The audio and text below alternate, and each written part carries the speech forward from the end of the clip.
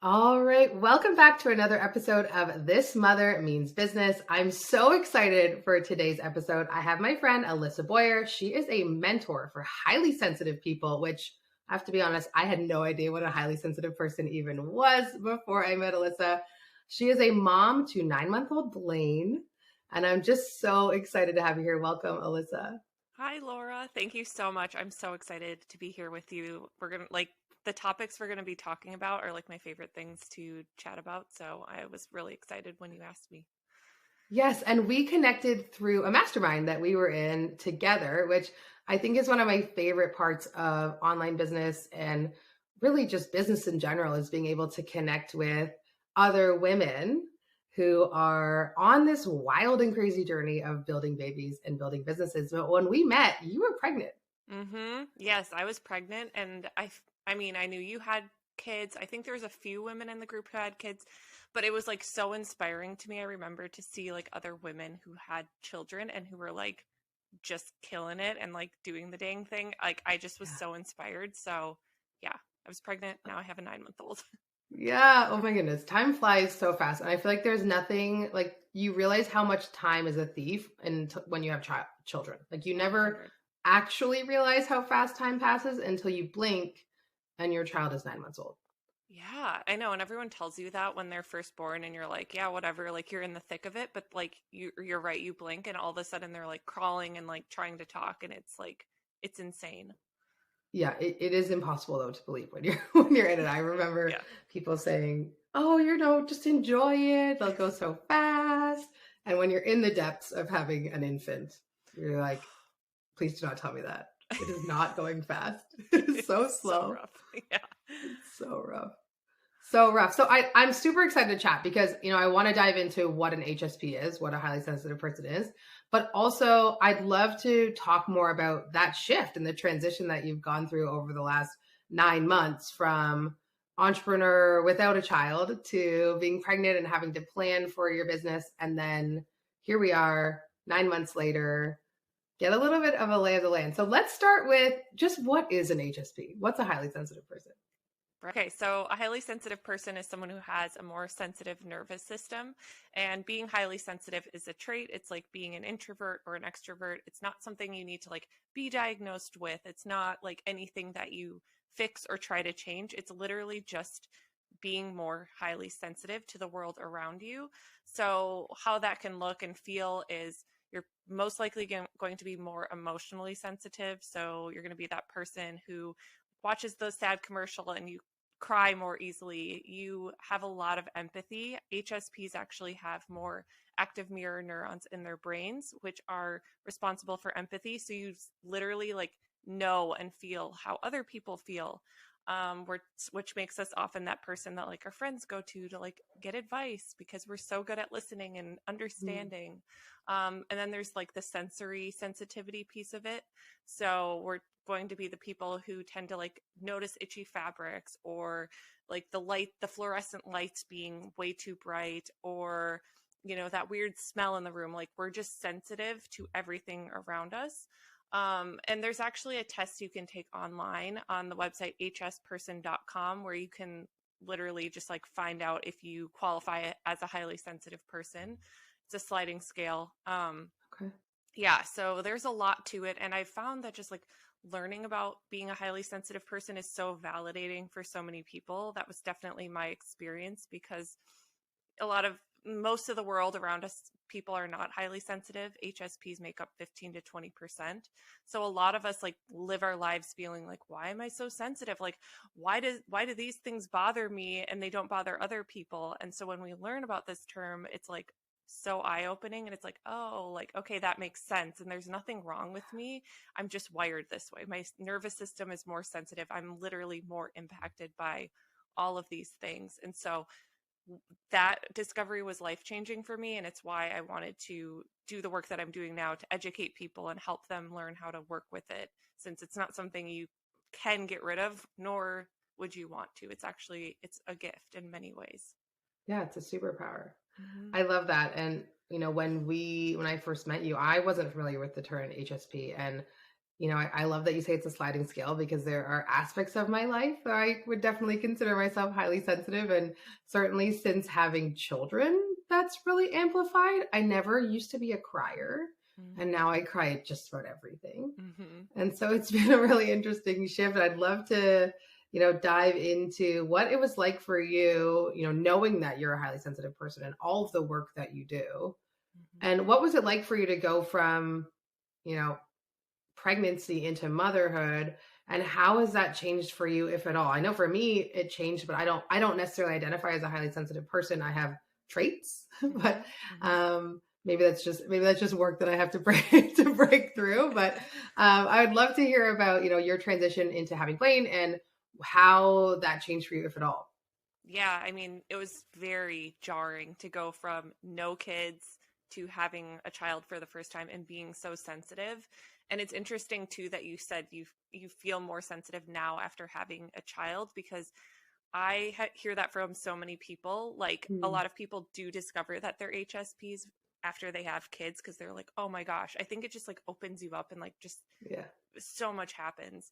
So for me, I'm glad that I knew that I was highly sensitive before having Blaine, because I was able to really like, I really prepared a lot, specifically with like mental health aspects of it, because I'm somebody who can feel anxious more easily. I can be really impacted by not having time to myself and things like that. So I really wanted to like see how I could get ahead in any way possible to support myself. So like right off the bat, I hired a doula to help support during Mm. birth and postpartum. And that was amazing.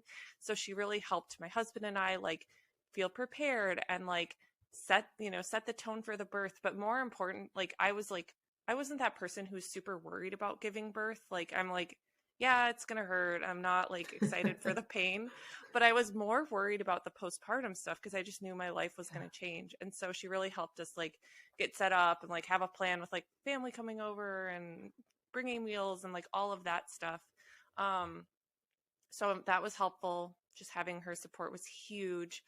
But still, I mean, I don't know, nothing can ever fully prepare you for like how huge of a just like earth-shattering change that is to your life. And so at first for me it was really jarring to like lose so much of my freedom and my time to Yeah. myself. Like I'm definitely an introvert. I really do well having time to recharge. And so having that like ripped away from me, and like I'm breastfeeding, so like I've on call every 2 to 3 hours in those early days, and even still now a lot of times.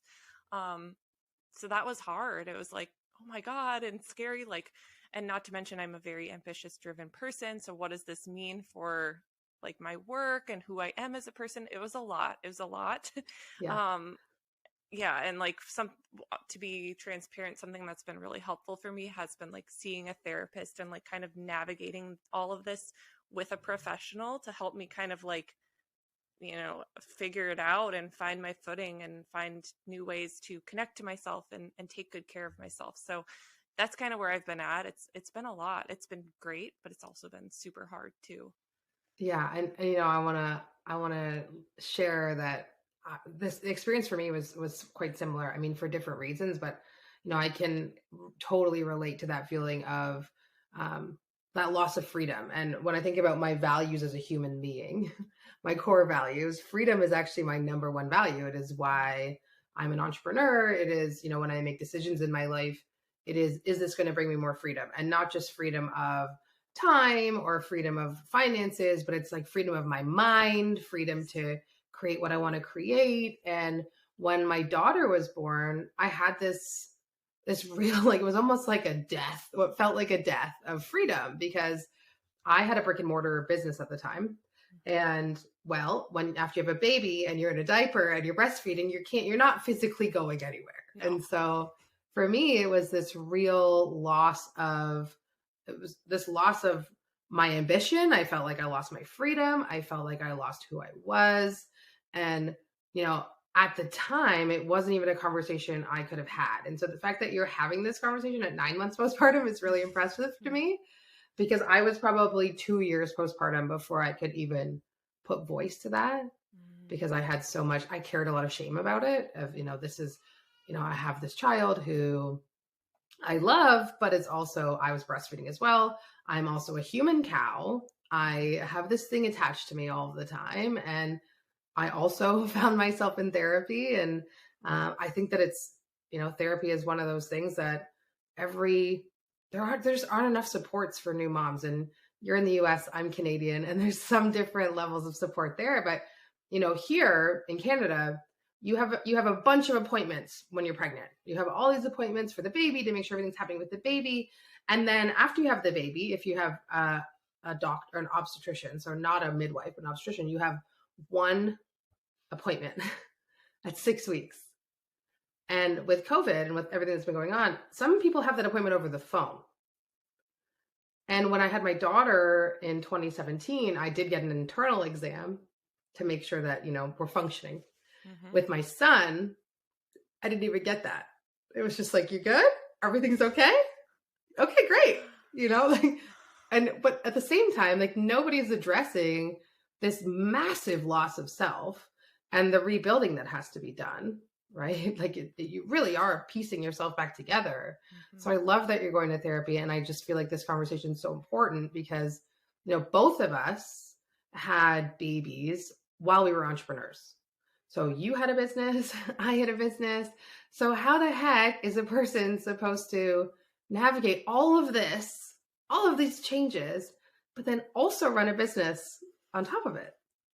Yeah, it's huge. And to be honest, I have learned over time that the best way to navigate it, for me at least, has been to manage my expectations, but I did not start out that way. So literally, I did give myself 2 months off of my business. Like, I planned ahead for that. I had everything like covered, good to go for 2 months. And in full transparency too, I was working full time before. Okay. So literally I was like building my business on the side of a full-time job. I had my maternity leave for like 12 weeks. And then I quit my full-time job at the end of my maternity leave. So I did have like that kind of base there, which was honestly helpful. But yeah, so my business, I had it set up to run for 2 months without me. And then it's like I expected myself to just be able to like jump back in and just like do things the way that I did before. And so I had that intention, but I did not account for the fact that I was going to be sleep deprived and that I was like, my body wasn't mine. I was having to account for pumping if I wasn't, with my daughter. I was having to like think of all these things, and not to mention like, I don't know. I feel like as a mom, especially in the early days, you're just like so much like, okay, does she need a nap? How long has she been awake? How is she doing? Like, you're constantly thinking. Yeah. And so I was like carrying all this extra stuff and then expecting myself to still just be like sharp and like on it as an entrepreneur. And so it was hard. And like you had said before, that you had felt like in your experiences kind of like a death of like the ambitious self and who am I now. And I definitely had to go through a grieving period myself, and I'm in it, where I kind of had to realize like, okay, like I can't do things the way that I used to do them. And that doesn't mean that I'm like gonna fail or like I'm just gonna like hang up my business. Like that's not what it means. But I do have to like be more intentional about how I show up. I have to manage my expectations and not like put so much on my list because I have to think about how I'm physically going to be feeling too. Like I have to like take that into account.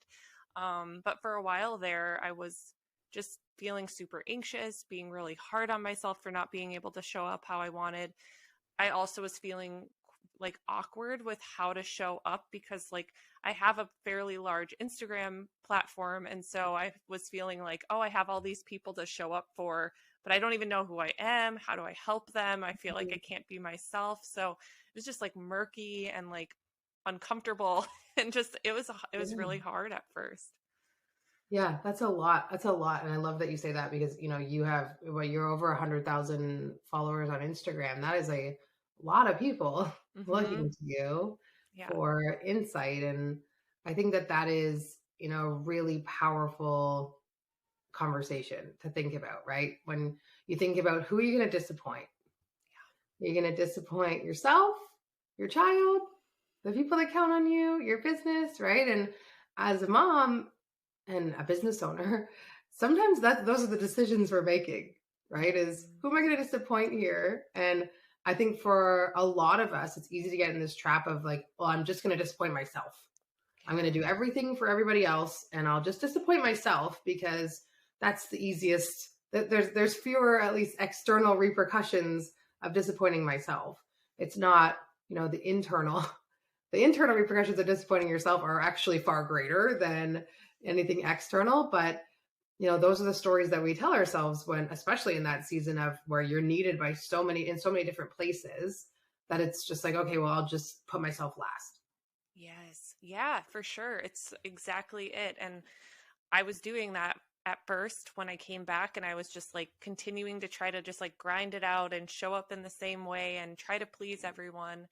And it's interesting because there were some things that manifested that kind of like validated my fears. Like when I did find that like if I talked about being a new mom and I talked about some of the things I was going through, like I did lose followers on Instagram, and I was like, oh wow, like okay, I can't be myself, like I can't show this side of myself. And so it was like this pressure to like morph and just like talk about what people want me to talk about, but it felt crappy to me, and it felt like I was just like didn't like pushing myself into a corner. So that was like one thing. And the other thing was like I ended up having to make a big change in my business too, because for the past 2 years I had been running a membership community for HSPs. It was like the very first thing I created in my business. It was like my bread and butter, like reoccurring revenue.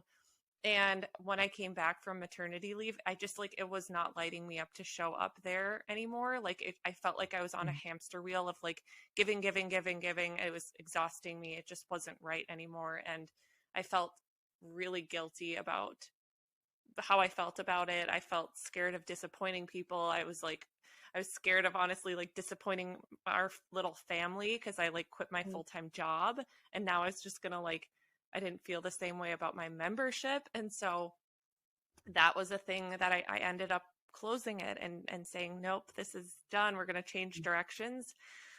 And and that was a way that I had to honor myself because it just wasn't feeling good anymore. And it was really scary. But like, I mean, motherhood changes you, and you can't really like plan for like, you don't know what's going to happen until you're in it. And then you just transform as a human, and the things that you are interested in change, and it just so much changes. And I've had to like kind of roll with it instead of like fight against it. That's what I'm learning, is like surrendering to it has been important. Yeah. Yeah, I love that, because I think if you were to fight against it, you would exhaust yourself. And there are so many seasons of, what I've learned, and, I've been a mother for 5.5 years, so I'm not exactly an expert, but, what I've learned is that there are different seasons. And so, my son, he's 2, is still in a season where he needs me a fair bit. And my daughter still does, but it's a different kind of need, like I think of it I use the example of when my kids are sick. When Hannah is sick, she'll just lie on the couch and watch TV. And so it's a relatively, she doesn't really need mom too much. As long as I'm passing her the drinks and the snacks and, those things, she'll lay on the couch. Whereas Miles, he's 2. And so if he's sick, he's glued to me. Yeah. We're koala hugging all day long. And so, I kind of, it's a bit of a metaphor for like the seasons, right? And as your kids get older, their needs change. And then you change, and the things that you have space for changes. But I love that you're honored yourself so quickly to recognize that the membership wasn't for you. It wasn't what was suiting you. And I think, there's 2 really important pieces there. I think one is that you don't have to be for everybody, and who you are for may change as you change, and that's okay too. Yeah. Which is so powerful.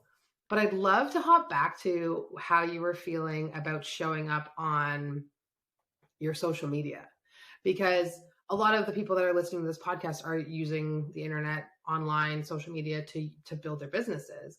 And I think what you said was so powerful about how, you were losing followers because you were talking about who you really were, but then you had this pull where it's like, well, am I just supposed to be what everybody wants me to be, or what they think that I'm for? So I'd love to know where you're at on that now.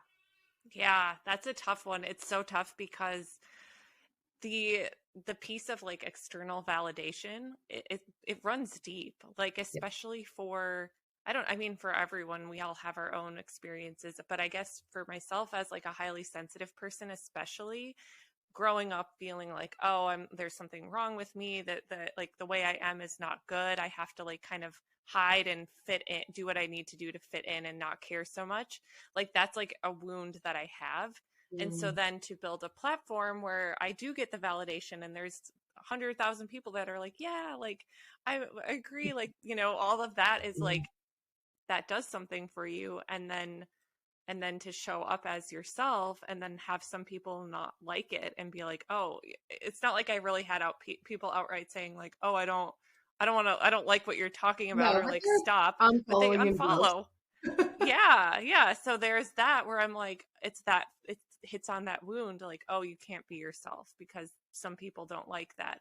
And so just having to like kind of do some inner work around that, and like, what am I making it mean about me if people unfollow me? And like, honestly, like the balance, like, okay, would I rather be true to myself, or would I rather just like deny myself and like just be like blanket, just whatever, giving people whatever they think they want? Like, I just can't. I have to be true to myself. And I've been thinking about how I first even got into my business and this work that I'm doing, and it was all just like from a very creative, authentic place. It was everything I've ever shared is just like me teaching from my experience. And so that's the best way for me to do things. And so I'm realizing like I do have to just keep leaning into sharing from my lived experience, and like having to do the inner work around, okay, some people aren't going to like it, I'm not going to be for everyone, and that's okay. Because I also get lots of messages now from highly sensitive moms or pregnant women, and they're like, oh my god, I'm so glad you're talking about this, it's like so helpful for me.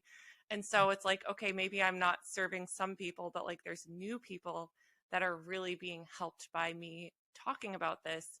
um, and it feels so much better for me. So I'm still in it, and I'm still trying to figure out like how to navigate it, but I know that the answer is to be authentic and just, I mean that word is used so much, but just be myself and just Yeah. just talk about what the heck I want to talk about. Yeah, I think that that's, that is really powerful as somebody that does have the audience of your size, to feel like, how do I please everybody, but to get yourself to a place where it's like, I'm not going to be able to, and to open up, space for other people that need that conversation. I just think that's beautiful. I think that, it's really cool to witness the change. And, to your point about things change when you become a mom in a way that you really can't describe. And, I think about myself before I had kids, and I kind of look at her and I laugh a little bit. So it's like, oh, how cute, and how cute you were in your thoughts of how things were going to go. But I do like, I do believe that you can have it all though. I still believe that, but it does really have to look different. It's not, you can't do things the way that you did before. And I know for you, having a full-time job and running your business, that was definitely not an option with, throwing a baby into the mix. And I'd love to hear, what if you could go back and, talk to past Alissa and give herself a little like whisper in the ear as she's sort of trying to make all of her plans. What would you say to her? Honestly, I would say, because this is something that I've thought about and talked about actually with the therapist, it's like, Okay. I mean, I would have told past Alyssa to just like relax and like enjoy a little bit, because you don't, I mean, you don't know how much your life is going to change. You don't know how much you're going to miss that time to yourself before you become a parent. And I Mm, honestly was so caught up in always just like trying to get ahead, rush, rush, rush, hustle, hustle, hustle, all the things. And like, if I look back, I'm like, oh, like, that was like the last time of that season of my life. And yeah. so I wish I could have just kind of like just relaxed a little bit more, like, because you always try to think ahead and plan ahead, which is great. I'm happy I like worked ahead so much so that I could take time off when I Yeah. had Blaine. But I did too much. I did too much. And I think that's always kind of the thing that I'm working on, Yeah. of course, now.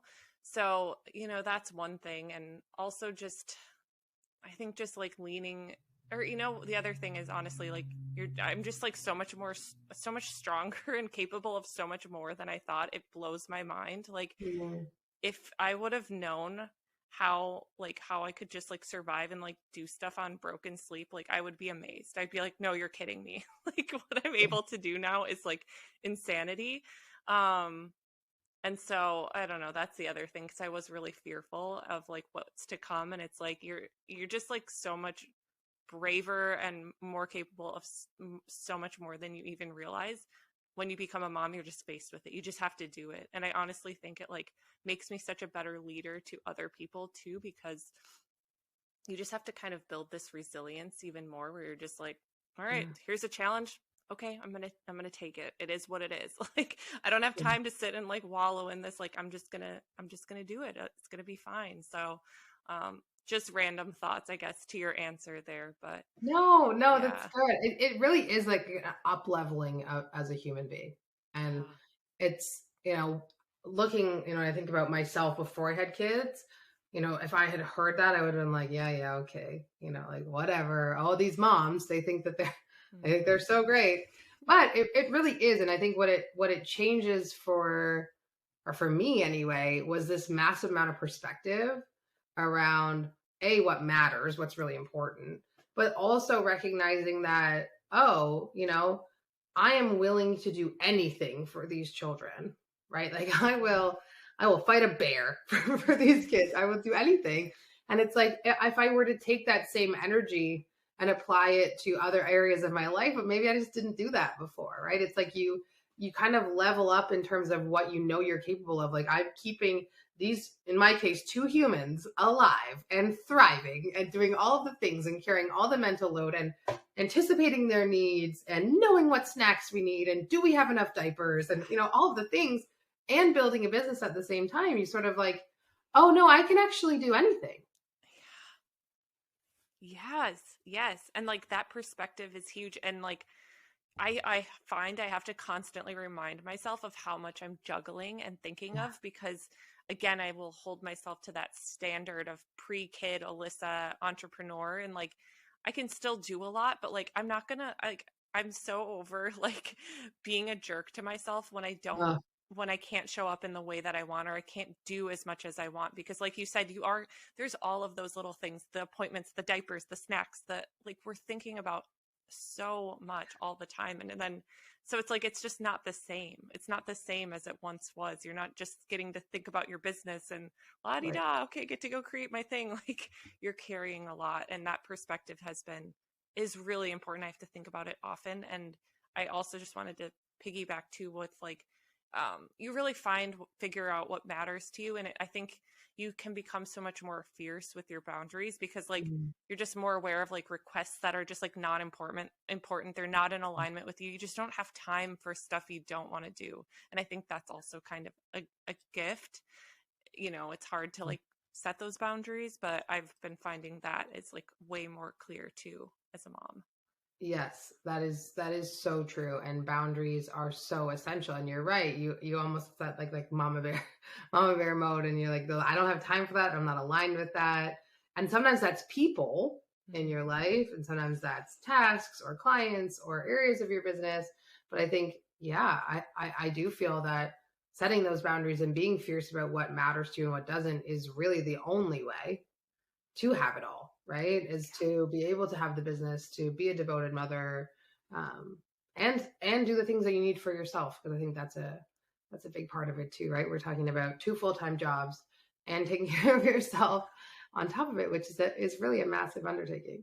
Absolutely. Yeah. And that's the one thing that often falls off. But like I find that when I do let that fall off, like I notice it. My temper is shorter. I'm getting those anxious, Mm, ruminating thoughts again. It's like yeah. even when I feel like, oh, I cannot take 5 minutes to meditate, like, yes, you can. Like I always have Mhm. to make that a priority. That's where the knowing I'm sensitive piece is important too, because I recognize that like I really suffer if I don't do those little practices. So it's like Yeah. you have to remind yourself like this is worthy of my time. I am worthy of my time. Like I don't have to devote every free spare minute to like my business. Like what's good for me is also good for others. And like taking care of me is always a good idea. Yeah, and on that, I'd love to know, what are the things that you do to take care of yourself as a highly sensitive person and mother and CEO of your business and influencer? Because really, let's face it, you are that as well. So, what are the things that you do for you?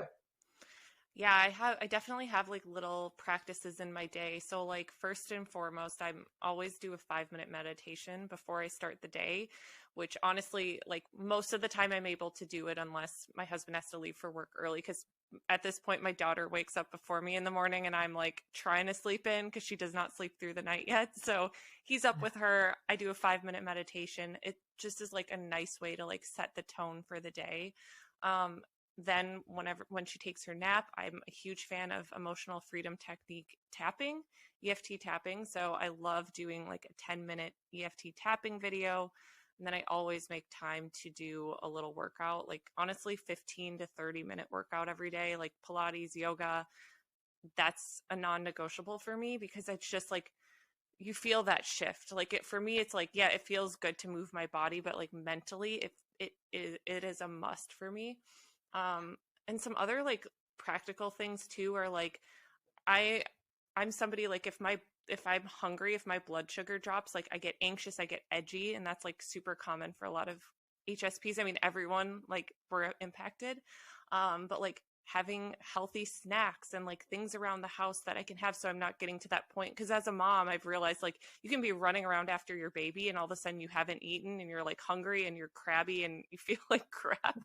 So just like having healthy snacks, like that's something that I do. And just like being in having a community of other moms. I've joined mom groups and that's been like truly life-giving for me, just to like have those spaces to just connect, relate, not feel alone in your experience.